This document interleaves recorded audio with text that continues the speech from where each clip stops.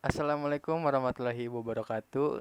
Nama saya Muhammad Imadun Haris dari kelas 11 IPS 4. Hari ini saya akan menjelaskan tentang proklamasi mulai dari masuknya Jepang. Pada tanggal 14 Agustus 1945, Jepang menyerah tanpa syarat kepada sekutu. Berita tentang kekalahan Jepang sangat dirahasiakan oleh Jepang. Bahkan semua stasiun di Jepang itu disegel sama Jepang. Tapi ternyata siaran tersebut tertangkap di Indonesia dan Sultan Syahrir mendengarnya. Nah, ketika si Sultan Syahrir ini dengar berita kabar, ya kan, kabar berita bahwa si Jepang ini menyerah tanpa syarat kepada sekutu, akhirnya malamnya dia bertemu kepada si golongan-golongan muda, ya kan, lalu habis itu pas ketemu dia mengadakan rapat.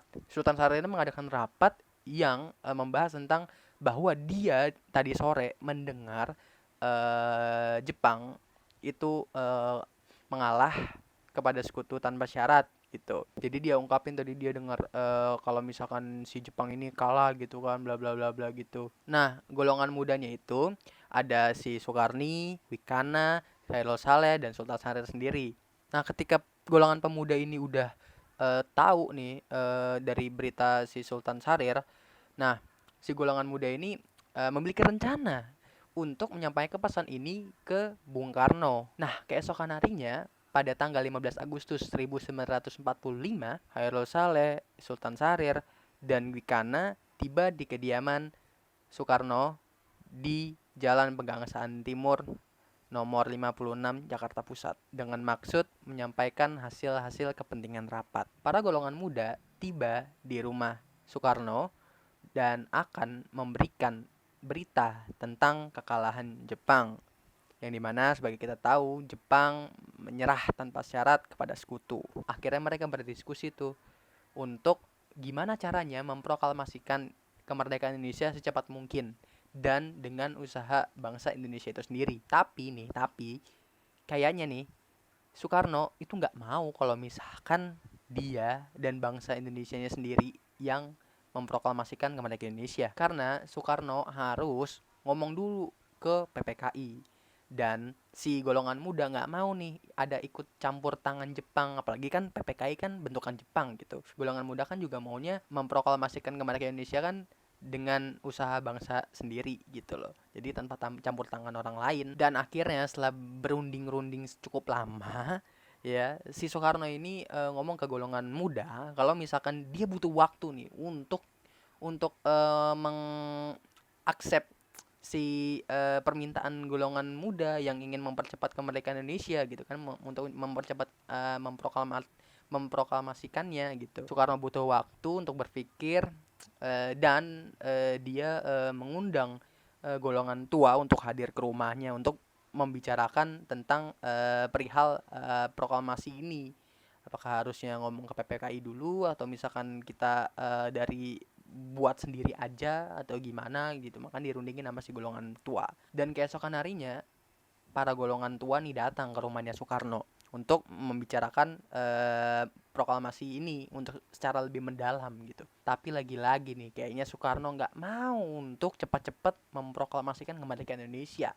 Lantas si golongan tua pun juga agak kesel, kenapa nggak cepet aja gitu, keburu ntar dijajah lagi atau gimana gitu kan. Akhirnya golongan tua pun kayak agak sedikit putus asa gitu kan, aduh gimana nih, susah nih ngebujuk Soekarno nih, nggak mau dia, lama dia bla bla bla gitu, agak kesel kan. Dan akhirnya nih golongan muda, ya kan, tahu kabar dari golongan tua kalau misalkan si Soekarno ini nggak mau lagi gitu. Dan akhirnya si golongan muda ini dia ngambil cara lain nih, gimana caranya ngebujuk Soekarno itu mau nih untuk memproklamasikan kemerdekaan Indonesia secepatnya. Dan akhirnya si golongan muda ini punya ide, gimana kalau misalkan kita mengasingkan Soekarno aja dan kita bawa ke Rengas Dengklok. Kenapa dibawa ke Rengas Dengklok? Agar si Soekarno dan Hatta tidak dapat pengaruh dari Jepang di Jakarta. Nah, para golongan tua dan golongan muda ini setuju nih untuk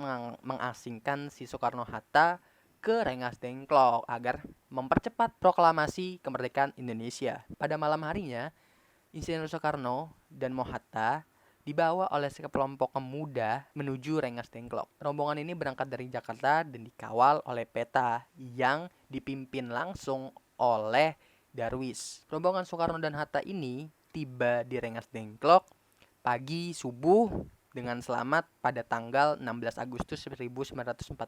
Soekarno dan Hatta di Rengas Dengklok selama seharian penuh untuk membahas perundingan gimana caranya agar Indonesia cepat-cepat memproklamasikan kemerdekaan. Pada pukul 17.30, rombongan dari Jakarta yang dikawal oleh peta itu tiba di Rengas Dengklok untuk menjemput Soekarno dan Muhammad Hatta. Nah, pada perundingan tadi malam, Soekarno dan Hatta ini setuju agar Indonesia segera melakukan proklamasi kemerdekaan. Dan akhirnya rencana golongan muda ini benar-benar berhasil untuk membujuk Soekarno dan Hatta mempercepat proklamasi kemerdekaan Indonesia. Seselesainya perundingan di Rengas Dengklok, golongan muda dan golongan tua pulang ke Jakarta. Kenapa pulang ke Jakarta? Karena untuk membahas lanjutan rencana proklamasi kemerdekaan Indonesia pada tanggal 17 Agustus 1945.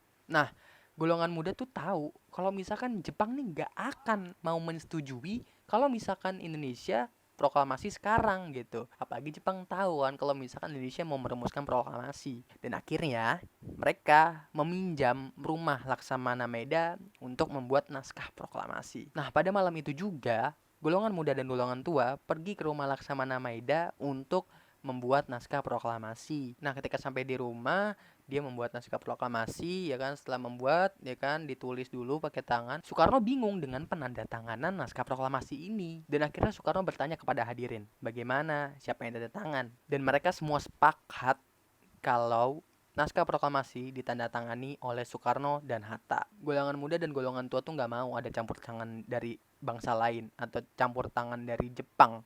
Maka akhirnya mereka maunya ya udahlah Soekarno dan Hatta aja yang tanda tangan. Selanjutnya, naskah proklamasi ini diketik oleh Sayuti Melik di rumah Laksamana Maeda dengan mesin ketik punya Laksamana Maeda. Ketika sudah diketik, lembaran itu diberikan lagi kepada Soekarno Hatta untuk ditandatangan menggunakan pena. Setelah perundingan di rumah Laksamana Maeda ini selesai, kelar gitu kan. Akhirnya mereka semua pulang dan Soekarno pun pulang ke rumah.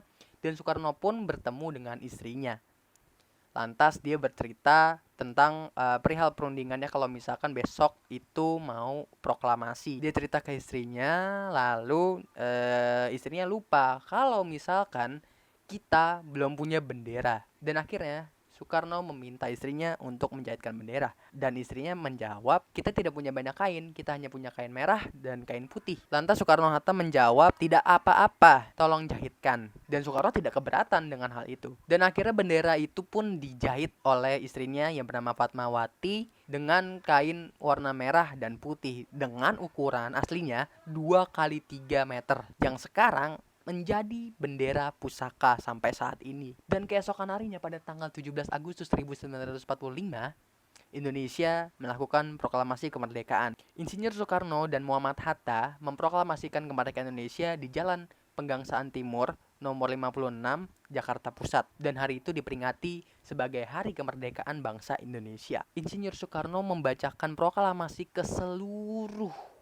bangsa Indonesia dan didengar seluruh bangsa Indonesia lewat radio. Ketika membacakan proklamasi, bangsa Indonesia terlihat senang dan merayakan hal tersebut. Ada yang loncat-loncat, ada yang girang, ada yang senang lah. Pokoknya senang lah karena mereka merdeka gitu. Berikut adalah isi proklamasi kemerdekaan Indonesia. Proklamasi. Kami, bangsa Indonesia, menyatakan dengan ini kemerdekaannya. Hal-hal yang mengenai pemindahan kekuasaan dan lain-lain diselenggarakan dengan cara seksama dan dengan tempo yang sesingkat-singkatnya.